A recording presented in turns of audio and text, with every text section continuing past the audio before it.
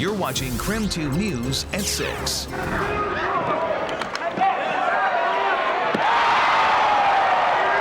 a lot of people, it's how they remember Richie Frahm, another Gonzaga player who went on to play professionally. His pro career included several stops in the NBA, but KREM 2 sports director Darnay Tripp explains how the former Zag has embraced a new, unlikely sport and a new team. One of the biggest challenges professional athletes face comes after their playing days are over, when they're left searching for a competitive outlet. Not long after retiring from basketball, Richie Frahm fell in love with a sport that has become an unlikely obsession. A three by Frahm is down. Another three by Frahm. Frahm, quick fire, got it again. He's feeling it now. This is the Elite 8 jersey right here. Here comes Frahm, spinning into right part. Gonzaga marked the beginning of a long road for Richie Frahm. Yeah, here's the Japanese jersey. It took him around the world. And went back to the Philippines. Frahm will fire the three ball. Bingo! Richie Frahm! Meandered from one NBA city to the next. Bingo! Phoenix, Seattle, Portland, Minnesota, Houston, the Reno Bighorns. Which only to lead him back to Spokane. Just retired and searching for the next challenge. Like anyone on an unfamiliar path, the road Frahm was looking for seemed to find him. But yeah, this is my brother's bike. This is the one that started it all for me. Much to his surprise. And I thought it was a joke because I was like, who's going to ride a road bike? Who wants to wear spandex? After retiring in 2011 and spending some time as an assistant in the NBA's developmental league, Frahm and his wife returned to Spokane. Riverside down. In spring of 2012, he brought a bike given to him by his brother to a shop. While there, a member of the River City Red cycling team introduced himself to Frahm. Long story short, I connected, and our first group ride was 60 miles. You got 30 guys wearing their race kit, and I'm showing up with baggy shorts and a tank top, and I don't know what they're thinking looking at me.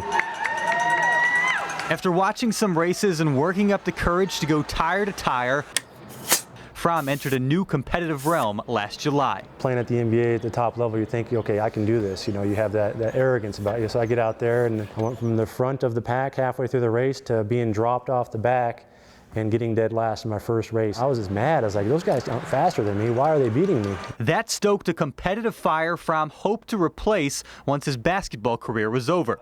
Just as he put on mileage going from team to team, he's now racking up a different kind. I think I've got about 10,000 miles on it in a year. I'll get up at 6 o'clock and I'll try to do 3 or 4 hours, you know, at least 3 or 4 times a week.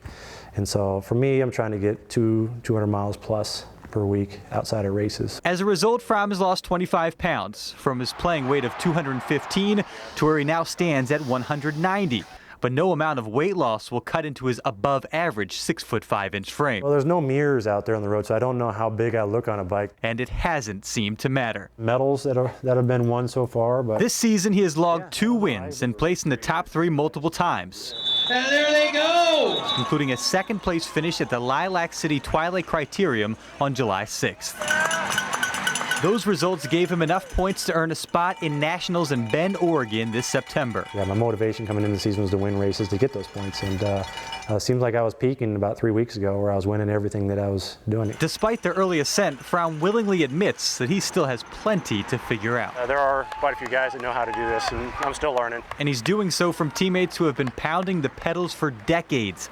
The bond he's built with that group is one crucial parallel between his old sport and new passion. It's fun. It's just being part of a group of guys that want to get out there and suffer together, I guess. Even though not long ago, it seemed unthinkable. Yeah, a couple guys that I played in Seattle with had road bikes, and they would ride around Lake Washington, and Luke Ridnour and Ray Allen. And once again, I used to think that was crazy. Now he can't get the road off his mind. I haven't touched a basketball for a year, so it must be replacing something, because I loved basketball, and I still do. I watch it and follow it, but for me to get out on a basketball court, I don't even think about it. I just get on a bike and go. Frahm says he's falling more in love with Spokane because of cycling, the trails in the area, and the community he's discovered. Now he's trying to share his passion.